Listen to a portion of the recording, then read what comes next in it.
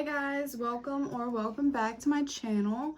It's your girl Chloe, or Blue, whatever you want to call me. I prefer Blue, but you can call me Chloe. It doesn't matter. So first thing you want to know is each zodiac and what that looks like. So the first zodiac we have is Aries, and it's the ram, and it looks like such.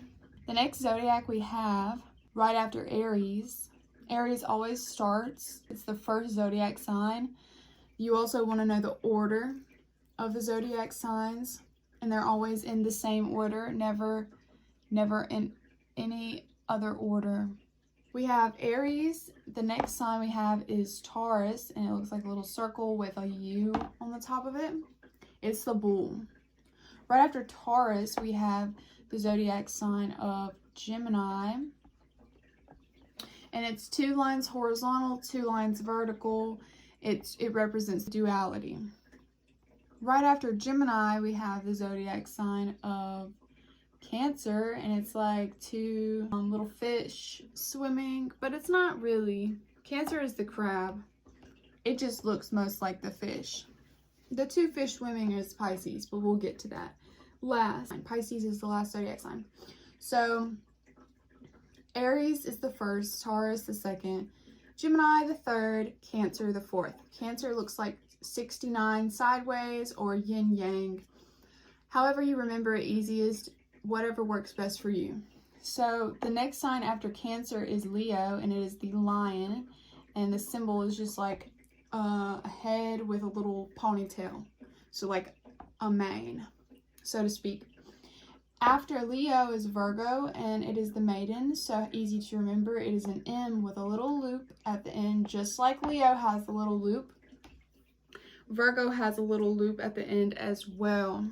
Right after Virgo, we have Libra, and it looks like a little sun that's setting on the horizon, but it's actually the scales. Balance is what Libra symbolizes. So right after Libra, we have Scorpio, and it's just like Virgo, except it has a little demon tail at the end. Right after Scorpio, we have Sagittarius, and Sagittarius is a centaur. Sorry, let me go back. So Scorpio is a scorpion, you know, self-explanatory, I guess. So scorpion, little tail. I'm sorry, not demon tail. That sounds so bad. Sorry, Scorpios. I'm Scorpio dominant, so I'm offending all of us at this point.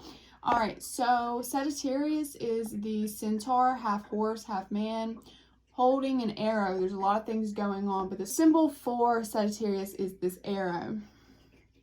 Right after Sagittarius, we have Capricorn, and it's like a little N, kind of, and then like a little loop. It doesn't matter how you do it. Nothing looks like Capricorn. As long as you get the N and the loop, you're good. So that's Capricorn. Doesn't really matter how you do it, how it looks. There's no symbol that looks the same as Capricorn. Right after Capricorn is Aquarius. And like I said about Capricorn, there's no symbol like Aquarius. Nothing looks like Aquarius, so it doesn't matter if you do pointed squigglies. It doesn't matter if you do smooth squigglies. It's Aquarius. Technically, it's like 1, 2, 3, 1, 2, 3, but I'm not that good at making it all close together and look good, so I just do like that. That's Aquarius. You know, if you want to make yours look more like the symbol, do so, but that's just my little Aquarius symbol, and it doesn't matter because nothing looks like it. You can tell them apart. So Pisces is the 2 fish swimming and then connecting together. So all of these 3 signs are fire, all of these 3 signs are earth, all of these are air, and all of these are water. So fire, earth, air, water. So, okay, there's an element, which is fire, earth, air, water. And then there's a modality, or mode for short. Modality is a mode of each zodiac. So each zodiac has a modality. So Aries is cardinal, and so is Libra. Aries opposite sign. Aries, Libra, cardinal, cardinal. Okay, and then we have Capricorn, cardinal, and Cancer, cardinal. So those are all of our cardinal signs.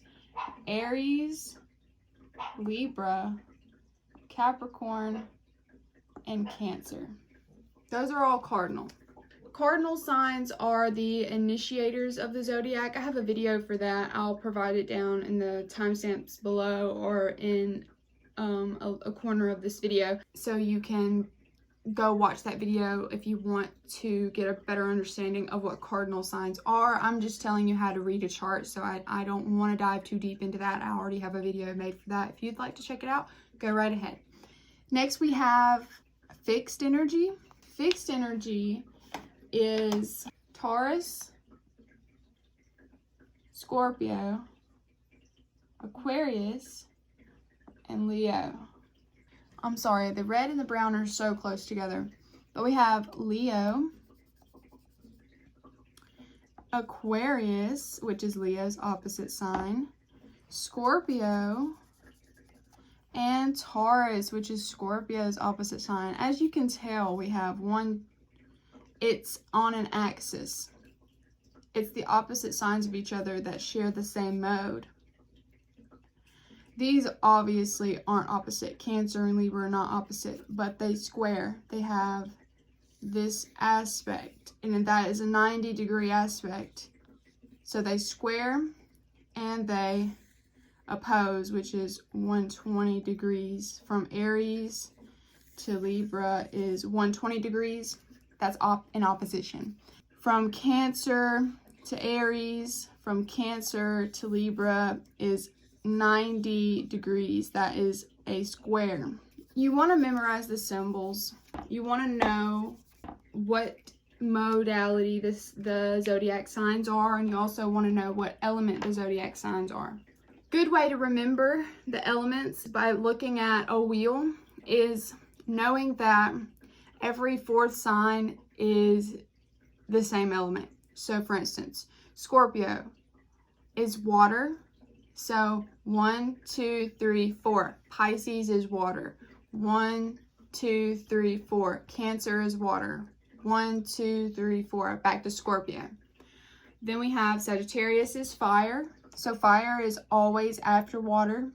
And we have 1, 2, 3, 4. Aries is fire. 1, 2, 3, 4. Leo is fire. 1, 2, 3, 4. Back to Sagittarius is fire. So it's always going to be 4 signs after that share the same element. And it's always going to be 3 signs after that share the same modality. So for instance, Scorpio is fixed. 1, 2, 3. Aquarius is fixed. 1, 2, 3. Taurus is fixed. 1, 2, 3. Leo is fixed.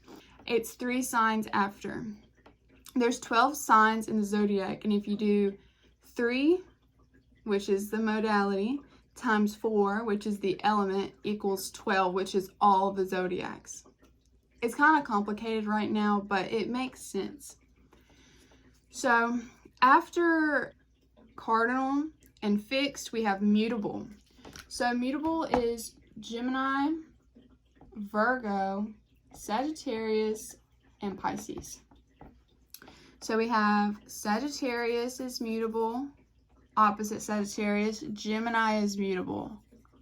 Squaring Gemini is Virgo. Opposite Virgo is Pisces. Pisces is mutable. Virgo is mutable. Got it? After you memorize the zodiacs, is to memorize the planets. So we have Pluto. We have Saturn. We have Neptune, Mars, Moon, Uranus, Mercury, Sun, Venus, and Jupiter. We know that, well, maybe y'all don't know since you're trying to learn how to read a birth chart, but you will learn after this video. Watch it a couple times and it'll start to click. So we have the sun is a circle with a dot in the middle. The moon, a little crescent moon. These are luminaries, but in astrology, when we're reading charts, it's easier to just call them planets. It's okay. Both are correct. It doesn't matter. Planets is what we call them to be simple. So they're planets. Including the luminaries, the sun and the moon. We have 10 planets in our solar system. So we have the sun, the moon, Mercury, which kind of looks like Taurus, combined with a little cross, even though Mercury does not rule over Taurus. Anyways, moving on. So we have sun, moon, Mercury, Venus, which is the female glyph, Mars, Jupiter, Saturn, Uranus, which I like to do the little circle first, and then that makes it easier for me. Uranus, and what comes after Uranus? Neptune, which is a little Poseidon staff. You do it like this, or you can add the little, doesn't matter, not necessary. I'm gonna leave it there because I don't want to mess up my Uranus. And then lastly, we have Pluto, which you'll sometimes see it like this, which is simple, but it also is like this. It's like Mercury, kind of different, because the circle is above the U. The U is not above or on top of the circle. And the circle is not connected to the U.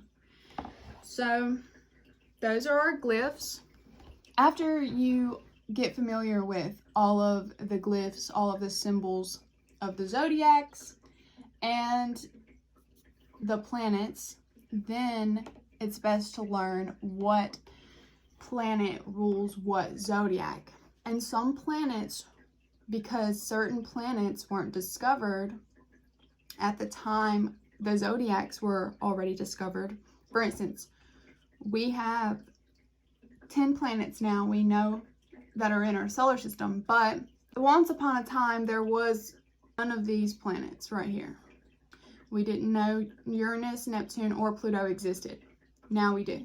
Some zodiac signs are ruled by the same planet. So traditionally, I'll tell you, traditionally, before we discovered these 3 planets, these zodiac signs were ruled by these planets. Leo is ruled by the sun.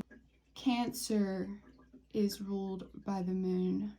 Gemini is ruled by Mercury, and so is Virgo. Libra is ruled by Venus, and so is Taurus.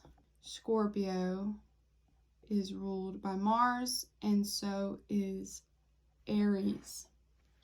Jupiter rules over Sagittarius and Pisces traditionally. Saturn rules over Capricorn and Aquarius traditionally. Before these planets existed, Aquarius was and still is considered ruled by Saturn. Pisces was and is still considered ruled by Jupiter. And Scorpio was and still considered is ruled by Mars. The modern rulers for Uranus is Aquarius. No other zodiac sign is ruled by Uranus except Aquarius. The modern ruler for Neptune is Pisces. Pisces is still ruled by Jupiter. So some planets have 2 rulers, some planets have 1 ruler. So the modern ruler for Pluto is, yep, you guessed it, Scorpio. All of these planets still rule 2 signs, even though these are also the rulers. Some zodiac signs have 2 planetary rulers. The zodiac signs that have 2 planetary rulers are Scorpio, which is Mars, and Pluto. Scorpio is ruled by Mars and Pluto. Okay. Aquarius is ruled by Uranus and Saturn, and Pisces is ruled by Neptune and Jupiter. Okay, once you get familiar with that, then it's important to understand aspects. We have minor aspects and major aspects. In this video, I'm only going to discuss the major aspects. Conjunction equals 0 degrees. Square equals 90 degrees. Sextile, 60 degrees. Opposition, 180 degrees. Trine, 120 degrees. These are all 5 of the major aspects. The symbol for a conjunction is this. The symbol for a square is this. The symbol for a sextile is this. The symbol for an opposition is this. And the symbol for a trine is this. Relatively easy to remember, but important to memorize. So next thing about learning about aspects is knowing that you have an orb. And what we call an orb is a certain amount of degrees. So we're going to use an orb of 5 degrees. Let's say Mars is 5 degrees Scorpio, but Venus is 10 degrees Scorpio. Then we know that they conjunct. So no more than 5 degrees is what an orb means. So if the orb is 10 degrees, no more than 10 degrees. Most astrologers use an orb of 5 degrees. Some use an orb of 7. All of them use no more than an orb of 10 degrees. Most astrologers don't even use an orb of 10 degrees. For instance, let's say we have Mars at 5 degrees and we have Venus at 11 degrees. Well, we know 11 minus 5 is 6 degrees. If we only use, they're 6 degrees away from each other. If we only use an orb of 5 degrees, no more than 5 degrees, it is not considered a conjunction. They are not conjunct. Although most astrologers would consider that conjunct, because most astrologers use around about an orb of 7 degrees. Some astrologers will use an orb of 10 degrees. Say Mars is at 5 degrees, Venus is at 15 degrees. Some astrologers will say, yeah, because it's within that 10 degree orb that it works. But so an orb just means within degrees. Not every astrologer is going to use the same methods. I always use no more than 5 degrees. I think 5 degrees is very prominent, and once you start getting more away, like 6 degrees away, 7 degrees away, yeah, they still can count, and it's interesting to look into, but I would definitely not go past 7 degrees. 10 degrees, orb of 10 degrees is a little too far. You're in a whole different decadent. And I'm sure there's videos out there on decadence if you're interested in what that is. So I would not use any more than 7 degrees. So for instance, we know conjunction is within 5 degrees of 0. So if we know Venus and Mars are at 5 degrees, we know they're both at the 5th degree of Scorpio. We know that they are conjuncting. Moving on to square. So squares are 90-degree angles. So this line to this line is a 90-degree angle. It is a perfect square. So we know that Aquarius squares Scorpio. Right after that, we know that Aquarius squares Taurus. Then we know that Taurus squares Leo. Squares are fun. And then Leo squares Scorpio. But Scorpio and Taurus oppose. They're 180 degrees away. They oppose each other. So all the zodiac signs that oppose each other are directly opposite from each other. All the signs that square each other are exactly 4 signs away from each other. All the signs that square are usually 4 signs away. All the signs that oppose are usually 1, 2, 3, 4, 5, 6 signs away. Always opposite of each other. With the sextile, we have 60 degrees. So always 2 signs away. This is not always the case. Because let's say you have a late degree. Let's say you have a 25 degree Scorpio sun. Okay. And then let's say you have a 5 degree Aquarius moon. These are 1, 2, 3 signs away. These are 3 signs away, but they sextile because it's of a late degree. So if you count 30 degrees, because each segment of a zodiac has 30 degrees specifically, so 30 degrees, 30 degrees, what does that equal to? 360. This is a 360 degree circle. If you count 30 degrees, then you're at 25 degrees Sag.